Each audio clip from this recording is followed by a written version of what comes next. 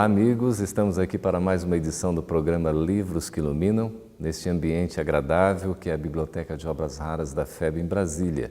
Hoje recebendo em nosso programa Marco Leite, que é colaborador da Federação Espírita Brasileira, responsável aí pela coordenação do trabalho dos estudos vinculados à família. Exatamente, aqui dentro da própria Federação Espírita Brasileira. Que bom. Marco, seja muito bem-vindo ao nosso programa. Eu que agradeço.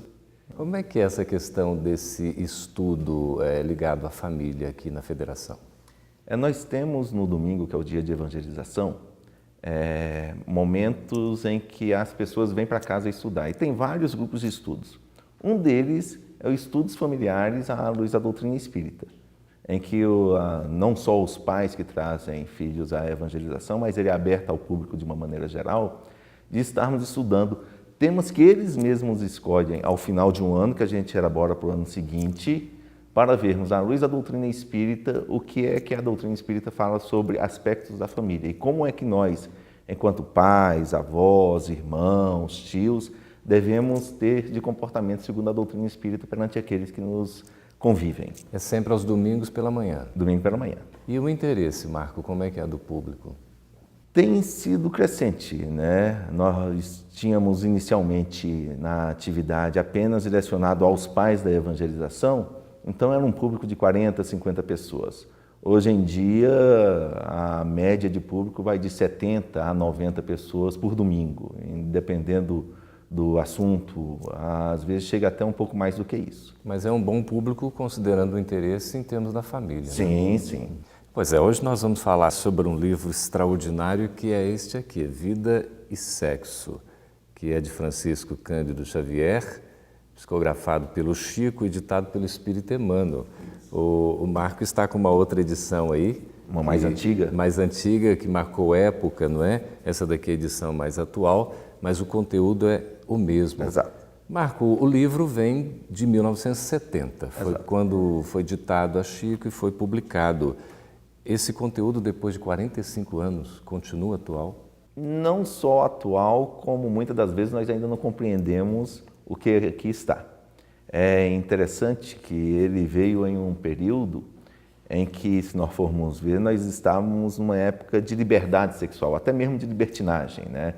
Vamos ter, alguns anos antes, o Woodstock nos Estados Unidos, a era hippie, onde se apregoava muito a questão do sexo livre, ou até mesmo se falava do amor livre, né? Até por incoerência, porque se tem amor não existe essa liberdade, como o pessoal fala, porque a responsabilidade te liga a outra pessoa. E ele veio num momento de contextualização social em que o sexo estava muito mal compreendido. E a doutrina espírita lançou esse livro, e Emmanuel é muito claro na introdução, que ele não traz um conteúdo novo. O que ele faz é o quê? Trabalhar o que os espíritos colocaram para Kardec na época da codificação, tanto no Livro dos Espíritos quanto no Evangelho segundo o Espiritismo. Ou seja, quase 113 anos depois do lançamento do Livro dos Espíritos, nós vamos ter um lançamento de um livro específico que vai estar falando sobre vida e sexo. Obviamente não foi o primeiro, né? Nós vamos ter em obras anteriores, principalmente de André Luiz, falando sobre isso, mas Emmanuel vem trabalhar especificamente sobre isso, trazendo o que a codificação nos deu no Livro dos Espíritos e no Evangelho, temas específicos. São 26 capítulos, né? E de curiosidade é interessante a gente observar que os capítulos ímpares trabalham assuntos do Livro dos Espíritos. Se nós formos ver, a referência inicial é sempre o Livro dos Espíritos. Os capítulos pares são assuntos trazidos no Evangelho. Isso foi um planejamento, será na obra? Não tenho dúvida, não tenho dúvida, né? Então ele sempre faz isso, ele pega uma pergunta do Livro dos Espíritos nos capítulos ímpares e trabalha aquele conteúdo. Nos capítulos pares ele pega um assunto do Evangelho ligado muitas das vezes ao capítulo anterior e novamente trabalha o assunto. Quer dizer, todo fundamentado na codificação. Sempre. Então, a codificação, notadamente o Livro dos Espíritos e o Evangelho, tratam desse assunto que é sexo. Exatamente. Né? Às vezes o pessoal fala assim, mas Kardec, na época da codificação, não falou sobre isso. Como não falou? Nós temos aqui um desdobramento. Um desdobramento do que a codificação nos traz. E, obviamente, em 26 capítulos, não dá para trazer tudo. Ele mesmo fala que que é um resumo do que se fala na espiritualidade. E mais interessante ainda é que na própria introdução, Emmanuel chega a nos dizer, olha só, com ele não disputamos qualquer posição nova ante os devotados lidadores da psicologia moderna que hoje esquadrinham os meandros da alma humana. Ou seja, nós estamos tendo a ciência ainda trazendo conteúdos que vão nos ajudar. E a doutrina espírita vem nos ajudar também, nesse sentido de compreender a alma humana segundo a visão espiritual e a ciência moderna. O livro surge em 1970, num período que se tinha uma visão, talvez ainda, se podemos nos expressar assim, castradora do sexo. Sim. Aquela visão proibitiva, pecaminosa, e talvez até em decorrência disso os movimentos, né, revolucionários, aquela coisa toda. Hoje, como é que a gente enxerga essa questão da sexualidade? Bacana isso que você está perguntando, porque ainda temos hoje dentro da casa espírita, até pela nossa formação histórica judaico-cristã, o sexo considerado pecado. Né? E para a doutrina espírita isso não existe. Como assim sexo pecado? Não há pecado na doutrina espírita? Com esses termos, não. Né? Porque isso vem de uma visão, de uma cultura religiosa arraigada há alguns séculos, às vezes até mesmo nós nesse processo reencarnatório. Né? Muitas das vezes o que existe é o certo e o errado para a nossa condição ou evolução espiritual. Nesse sentido, o que acontece? Emmanuel nos apresenta o sexo, acima de tudo, como uma coisa divina.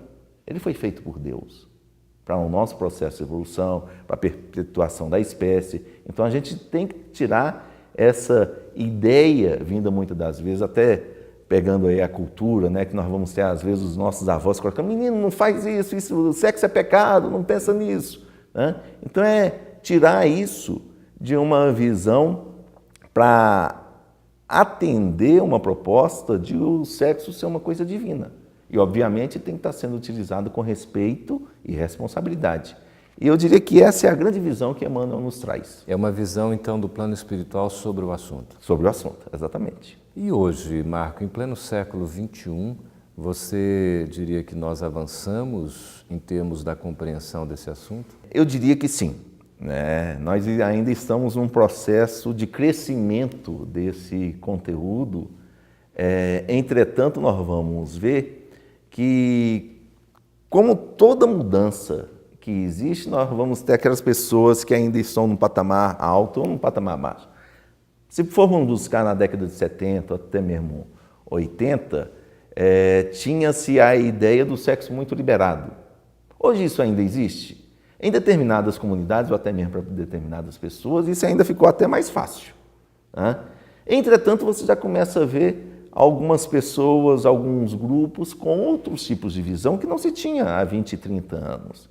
Então, vagarosamente, a sociedade, ou alguns grupos, ou algumas pessoas já estão trazendo conteúdos diferenciados, ou conhecimentos diferenciados, às vezes até pela formação religiosa, ou às vezes até mesmo pela ciência que está demonstrando que você simplesmente está usando a outra pessoa para o seu belo prazer, não te faz bem. Quer dizer, não nem é um uso, né? A gente não deve usar a outra pessoa. Nunca. Como é que é essa questão? Porque hoje a gente observa na sociedade, ainda talvez por uma influência materialista muito grande, essa visão quanto ao desrespeito até, talvez Sim. a desconsideração, ou você está com a pessoa, a questão do jovem ficar, por exemplo, e depois se fica com outro. Emmanuel trata desse assunto? No capítulo 3, Emmanuel fala sobre o namoro. Sim. Algumas pessoas falam assim, mas o ficar é uma coisa nova. O termo ficar realmente é uma coisa nova. Mas ele trata do ficar quando nos fala, olha só, acontece, porém, que diminuta é ainda no planeta a percentagem de pessoas em qualquer idade física habilitadas em pensar de autoanálise, em termos de autoanálise, quando o instinto sexual se desderrama do ser. Quer dizer, é muito difícil você pensar em termos de um processo interior quando o instinto vem exatamente avassalador. E se você for ver o que é o ficar? É exatamente isso, você deixa o instinto sobressair, sem você ter um raciocínio tão claro, porque no momento do ficar, vamos pegar aqui, às vezes, dois jovens que se conhecem numa noite, se deixam levar única e exclusivamente para um momento de prazer, onde o que é que um está buscando? O seu prazer. Não está buscando o prazer do outro. O que é que o outro está buscando? Também é o seu prazer, e não do outro. Né? É uma satisfação egoísta. Egoísta. E naquele momento, pensando egoisticamente, um usa o outro e o outro usa um. Não faz uma análise e se deixa levar, como ele coloca aqui, para o instinto sexual. Mas isso acaba, por exemplo, no momento em que você satisfaz uma vontade própria, uma necessidade, uma paixão, alguma coisa, você também não está fazendo bem para si mesmo? Boa pergunta. Né? É tudo questão de escolhas. A gente vai ter que estar analisando, dentro dessas nossas escolhas, o que é que a gente vai estar querendo de nossa vida. No momento em que a gente busca a satisfação instintiva ou até mesmo material, nós vamos ter ganhos? Lógico que vamos. Mas é um ganho o quê? Momentâneo, é um ganho material. Ilusório. Né? Ilusório. Que é passageiro. É passageiro isso. Entretanto, se você pensar numa vida espiritual, numa vida mais longa, e você é um espírito imortal, às vezes você deixar aquele momento de prazer fugidio e pensar no amanhã, você perdeu aquele momento material. Houve perdas? Houve. Mas qual foi o ganho que você teve em cima disso? Quer dizer, você deixa às vezes uma coisa momentânea para algo que é muito mais perene. Exatamente. É questão de escolha. Mano Marco Leite, esse assunto é tão interessante, a gente vai voltar a ele daqui a pouco, logo após o nosso intervalo. Fique aí, a gente volta daqui a pouquinho.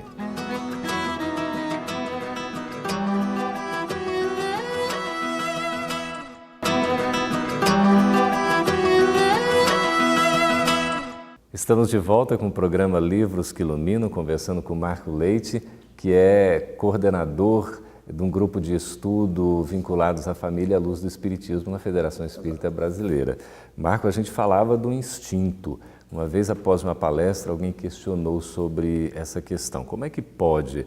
Nós passamos milhões e milhões de anos na condição de princípio espiritual, exercitando, trabalhando essa questão do instinto, depois chegamos ao estado de humanidade como espírito formado e a gente tem a razão e tem que dominar esse instinto. Será que não seria um pouco aceitável a gente se deixar levar pelo instinto? Eu diria que é compreensível, né, essa situação, até por conta de tudo que você falou. Nós estamos num processo evolutivo. Agora, qual é o princípio natural das coisas? É a evolução. A razão tem que estar sobrepondo a questão instintiva. E quando esse tipo de coisa acontece, nós estamos mostrando a evolução que está começando a acontecer. Aqueles que se deixam levar única e exclusivamente pelo instinto estão o quê? Estão muito mais focados ainda na sua visão, fica difícil dizer, mas para uma compreensão mais fácil, né? Uma visão mais animalesca do ser, né, do que da evolução que a gente estamos buscando enquanto seres espirituais. Quer dizer, comparando aí um estágio de animalidade com o de humanidade, você poderia estabelecer uma relação de evolução. Exatamente. Quer dizer, a nossa razão deve dominar esse instinto. E óbvio que não estamos aqui para julgar e nem estar apontando o dedo para ninguém. Emmanuel coloca muito claro isso. Mas esse é o princípio.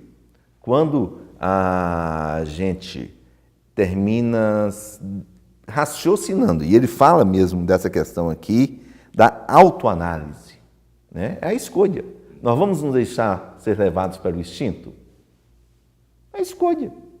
Opa, vamos parar e pensar se esse instinto, apesar de ser prazeroso, né? Estamos falando aqui da questão sexual, sexo é prazer, lógico, tá?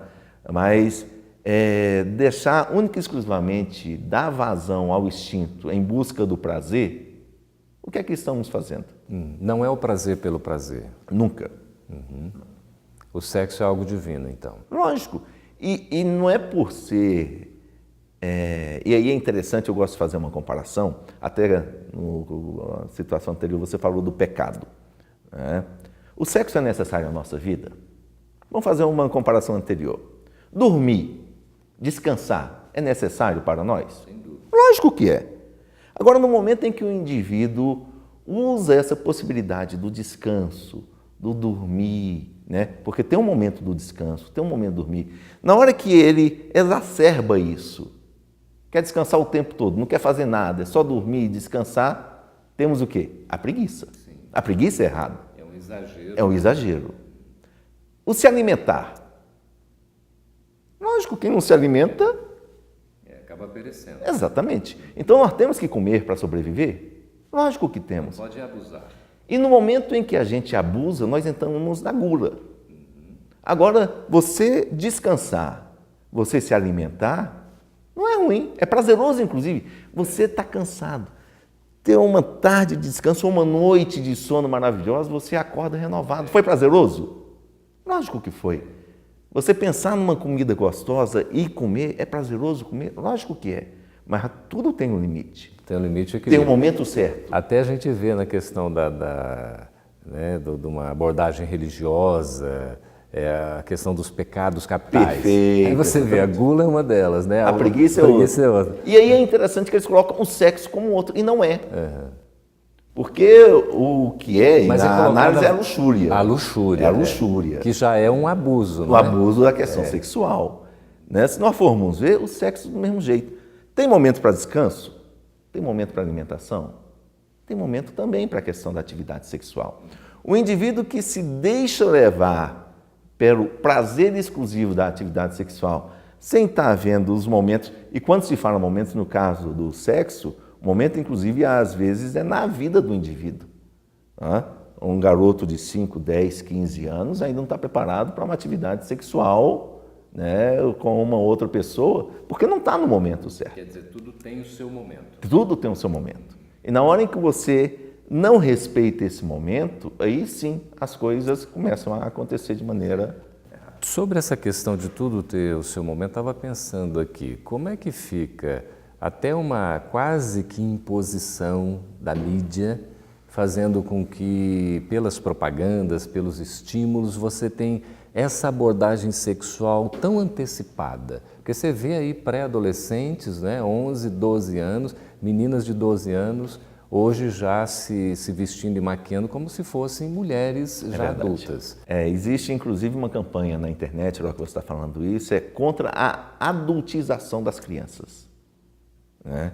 Porque o que acontece? Nós vamos ter, inclusive tem programas americanos que você pega criancinhas de 3, 4 anos, aqueles programas de Miss. Sim, né? São adultos miniaturizados. Exatamente. O que é que você está fazendo com essas crianças? Você está colocando uma erotização exacerbada e trazendo essa sexualidade no momento indevido. Nós temos, quando você fala da mídia, e isso realmente tem sido um problema dentro dos nossos lares, e no grupo de estudo da família a gente trabalha isso, que o grande problema, lógico que a gente não vai conseguir influenciar a mídia, mas nós podemos influenciar a nossa família. Os pais têm que estar assistindo os programas de uma maneira geral com os filhos. E estar fazendo os comentários, fazer o aporte de valores que muitas das vezes não se faz. Pois é, isso não é uma situação ideal que hoje passa ao largo, praticamente não acontece? Infelizmente. E por isso que às vezes nós vamos ter dentro dos lares, às vezes aquela situação do garoto aos 15 anos engravidar uma outra garota, né? Também jovenzinho, às vezes nos seus 12, 13, 14 anos. Em Brasília mesmo nós tivemos situação de garotinhas de 9 anos grávidas, para vocês terem uma ideia. Exatamente, nem condição física tinha para isso, né? Fora a gravidez de alto risco. Mas nós vamos ter o quê? A falta de acompanhamento dentro do próprio lar, e Emmanuel, quando fala aqui da questão dos pais, fala que hoje em dia ainda não existe institutos de formação para pais e mães. Ainda não existe. Mas que com o passar do tempo isso vai existir no mundo. Pois é, logo aqui no livro, no capítulo 2º, ele já trata da família. Sim. Qual a importância de considerar a família no contexto desse assunto vida e sexo? A família é a base de tudo, se nós formos verificar. Todos nós viemos de uma família e estamos aqui para estar constituindo a família. O processo nosso de princípio reencarnatório, até por ainda estarmos num mundo de provas e expiações em transição para um mundo de regeneração, nos coloca que a família vai estar sendo o local por excelência onde a gente vai estar resgatando, muitas das vezes, compromissos passados, muitas vezes com as nossas esposas, com os nossos maridos, com os nossos filhos, até mesmo com sogro, sogra, pai, mãe, assim por diante, ou irmãos, né? E por isso há a necessidade. E ele chega a dizer, de todas as associações existentes na Terra, excetuando naturalmente a humanidade, nenhuma talvez mais importante em sua função educadora e regenerativa, senão a constituição da família. Vejam só, função educadora e regenerativa. Então a família tem esse princípio de nos educar e de nós, enquanto responsáveis por aquela família, estarmos educando quem Deus nos colocou sobre a responsabilidade. A família é a base da sociedade. Sim. Quer dizer, se a gente tiver uma sociedade desestruturada, provavelmente em decorrência Da família em si. Hoje nós estamos vendo isso, Marco? Às vezes porque as pessoas têm se preocupado muito com o lado material, em prover o melhor dito para os seus filhos, e esquece o mais importante, que são os valores. É muito mais importante um pai e uma mãe estar com o seu filho, mostrando o que seja o certo, mostrando o que seja errado, do que estar dando uma aula de judô, karatê, inglês, natação, né? Ele integral em uma escola. Mas os pais hoje têm esse tempo? É uma boa pergunta. Ele tem que fabricar esse tempo. E às vezes o tempo não é de quantidade, mas de qualidade. Se ele não consegue ter o tempo durante o dia, o pouco que às vezes ele vai ter durante a noite, ele tem que estar se dedicando a isso. A gente fala que filho é a coisa mais maravilhosa do mundo quando nós o temos. Agora dá trabalho. E filho é para sempre? Não tenha dúvida, não tenha dúvida. Independentemente da idade. Não tem como. Né? Eu lembro, meu pai está com 82 anos. Né? Ontem mesmo, eu com meus 50, ele falando assim, não, a minha responsabilidade são vocês. Ainda continua. Ainda fala assim, minha responsabilidade é com vocês. Né? Então, o filho é para sempre. O meu pai tem 83 anos. Toda vez que eu vou falar com ele ao telefone, ele diz assim, meu filho, você já almoçou, já comeu? Exatamente. Preocupação com a necessidade básica. Né? Interessante. E fica nessa, né? Quando ele pergunta para os meus irmãos, ele fala, e os meninos? Continuam sendo meninos. São meninos. Meu irmão mais velho de 53, né? O mais novo tem 47. Mas, Marco, a gente faz a mesma coisa com os nossos filhos, não? Não tem como, né? E aí é interessante porque Emmanuel, quando trata aqui dos filhos, ele coloca exatamente essa situação, que independente do casal ter conseguido se realizar nessa vida, se tem os filhos, é para sempre. A responsabilidade sua com os seus rebentos, não tem como você dizer assim, ah não, eu me separei da minha esposa, eu me separei do meu marido, agora é com ele. Né? Isso não existe.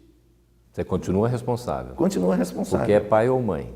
Não tem como. Esse é um assunto muito interessante e tem muito o que se falar. Nós vamos continuar tratando desse assunto, sobre a família, inclusive a desestruturação ou a separação dos casais, enfim, o divórcio, como é que fica a questão da educação dos filhos. Mas a gente prossegue daqui a pouquinho, após o nosso intervalo. Continue conosco aqui no programa Livros que Iluminam na FEB TV.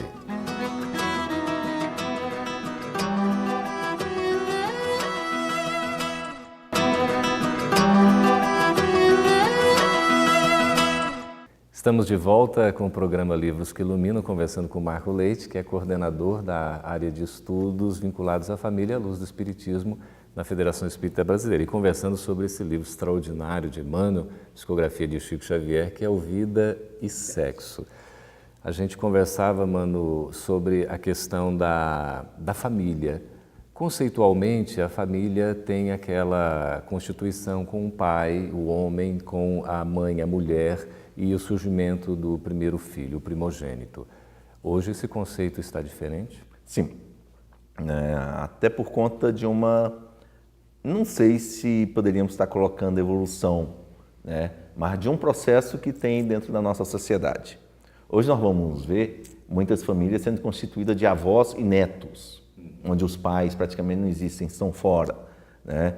Às vezes são as tias criando as sobrinhas, coisas que no passado era isso que você falou assim, uma família tradicional, pai, mãe e filhos, né? E está se mudando.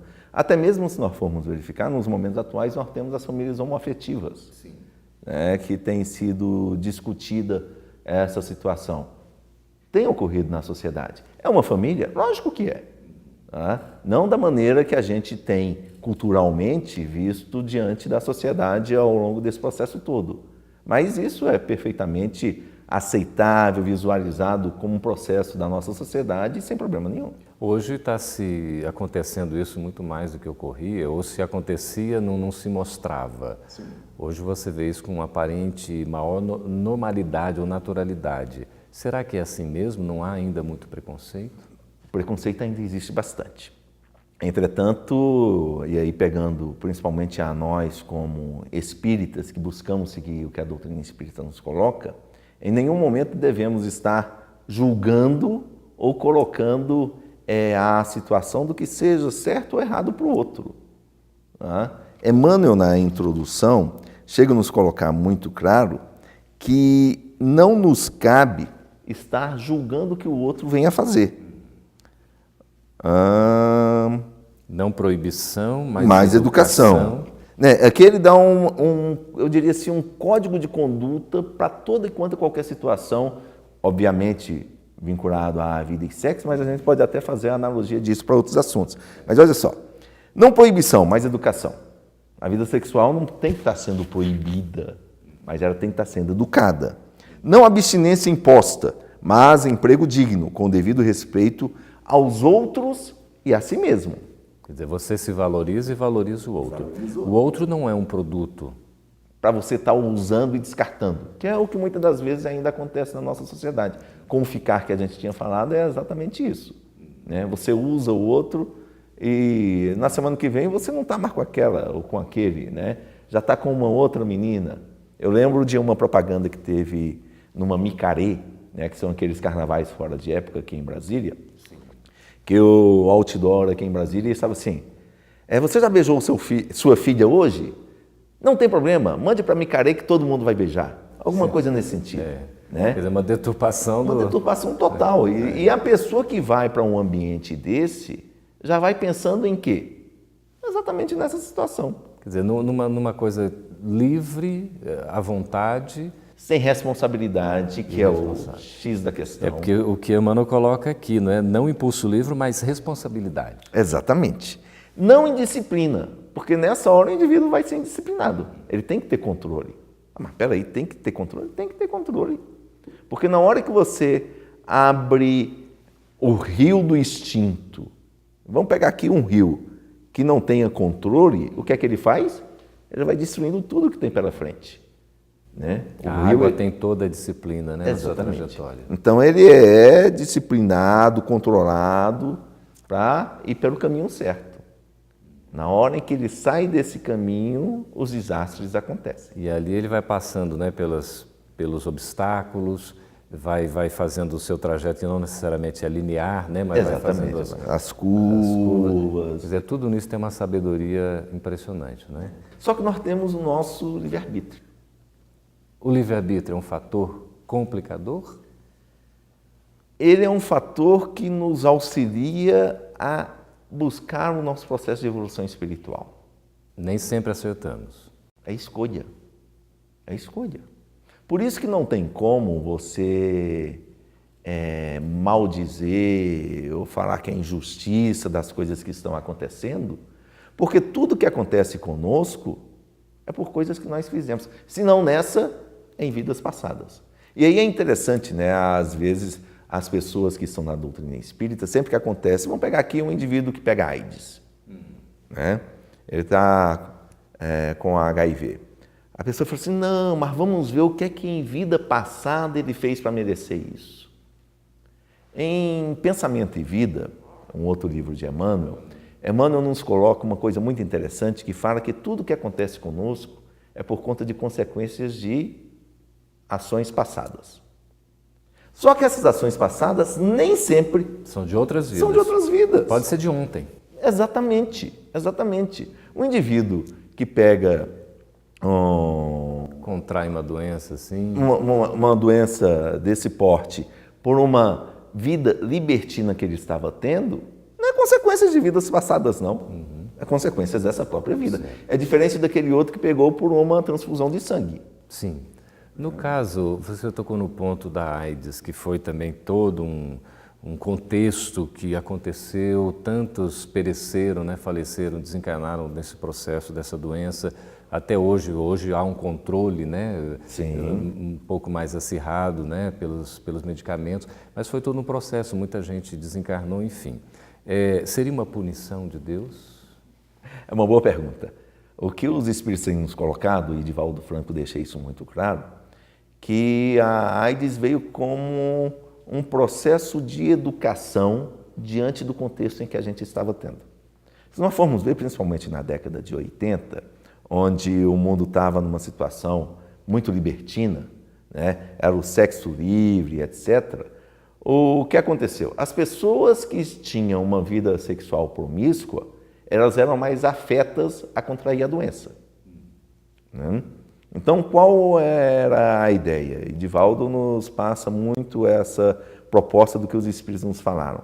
Veio exatamente para que a gente pudesse ter uma disciplina não indisciplina, mas controle. Não impulso livre, mas responsabilidade. Mas responsabilidade. Então, é uma doença social? Sim.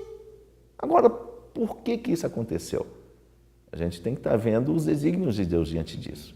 Deus em nenhum momento coloca que você pode ou não pode estar tendo relações sexuais. É uma questão de livre-arbítrio. De livre-arbítrio. Agora, a responsabilidade também é uma questão de livre-arbítrio. E as consequências naturais diante da sua responsabilidade ou não, diante do seu controle ou não, vão advir. A gente até costuma ter um pensamento que assim, não é necessariamente a questão da homoafetividade ou a heterossexualidade que vai dar o tom. Perfeito. Mas é a questão de uma disciplina, de uma fidelidade que você tenha até com o seu parceiro, sua parceira, enfim. Né? Porque isso vai independer de ser homoafetivo ou heterossexual. Exatamente. O problema é a promiscuidade. E aí é interessante que isso inclusive tem no próprio site da FEB, quando fala da homoafetividade, né, ou da homossexualidade, que o que é lícito ao heterossexual é lícito também ao homossexual. Sim. Né? Não vamos estar aqui fazendo a separação entre um ou outro. Sim. Até porque não é questão de opção ou de escolha, muitas das vezes, numa situação dessa. Só que esse é um tema complexo para a gente tratar em poucos minutos. Nós vamos tratar desse tema numa próxima oportunidade, já convidando os nossos amigos que nos acompanham para uma próxima edição do Livros que Iluminam, conversando aqui com o Marco Leite também, e vamos detalhando esses assuntos. Mas não é uma questão de escolha ou de opção, é uma questão de... Poderíamos dizer o quê?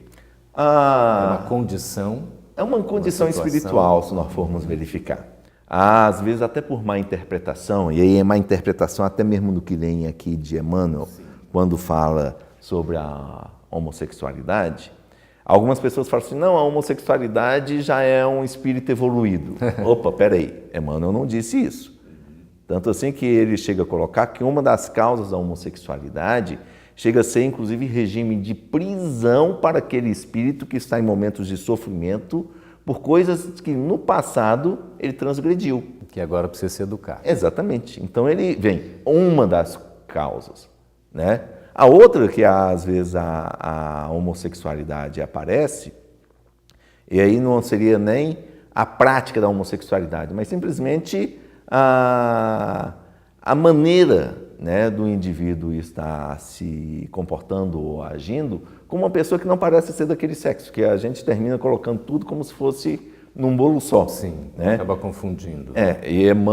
Allan Kardec mesmo trabalhou isso na Revista Espírita quando tratou um assunto muito interessante, porque no século XIX ainda se discutia se as mulheres tinham alma. É impressionante. Né? No século XIX. E Kardec trouxe isso à tona para falar assim, opa, peraí, o que está por ali é um espírito. Independente se é homem ou mulher, tem um espírito ali por trás. A alma na personalidade masculina. Exatamente. Tá? E Kardec falou sobre essa situação, que é exatamente a situação inversiva do espírito no processo reencarnatório. Nós sabemos que nós reencarnamos como homens durante algumas reencarnações, e como nós estamos num processo de evolução, também temos que estar experimentando as características, as experiências do sexo oposto. Até para desenvolver outros valores, né? Sempre, sempre. Nós temos que estar desenvolvendo as duas asas. Qual é a asa eminentemente masculina? É a razão. Eminentemente feminina é a emoção. Não tem como só evoluir pela razão sem evoluir pela emoção. Tem um equilíbrio. Hein? O equilíbrio vai fazer isso, né? E esse equilíbrio é exatamente isso. Quem está alguns séculos na condição de mulher vai passar um determinado momento da história como um homem e possivelmente depois, mais à frente, vai voltar a ser mulher. Obviamente não é uma encarnação como homem, outra como mulher, um como homem, outro... Não é isso, né? Você precisa estar se firmando naquilo. Nesse momento de transição, o que é que acontece? Séculos e séculos e séculos você esteve numa condição psicológica de um sexo. Aquilo foi impregnado no seu ser. Então, naquele processo reencarnatório, que agora você mudou o seu sexo, você estava vivendo como homem em várias vidas e agora vem como mulher, você traz traços de masculinidade. Naturalmente. E aí as pessoas, às vezes, ao ver isso, né, ou até mesmo um traço de feminilidade. Você vê aquele indivíduo que é homem, que ele tem uma sensibilidade mais exacerbada. Parece que a alma é feminina, digamos Exatamente. assim. E tem a homossexualidade ali? Não obrigatoriamente. Certo. Mas a nossa cultura já termina colocando aquele indivíduo, rotulando ele como homossexual. Nós vamos continuar conversando com o Marco Leite sobre esse assunto e outros vinculados à vida e sexo num outro programa, numa outra edição do Livros que Iluminam. É um assunto interessantíssimo, tenho certeza que você que nos acompanha quer continuar ouvindo sobre isso, mas já aproveitamos para recomendar a leitura da obra. Nesse período, já por favor, vocês podem acessar a obra, lerem, podem adquirir e é muito importante para a nossa compreensão, nosso entendimento. Nós agradecemos, Marco, a sua presença aqui no programa Livros que Iluminam. Eu que agradeço, Geraldo, e relembrando, são apenas 26 capítulos em letras grandes. Dá para a gente ler, não é? E meditar durante muito tempo para a nossa educação. Muito obrigado por sua companhia, permaneça conosco aí em outros programas. Até uma próxima vez.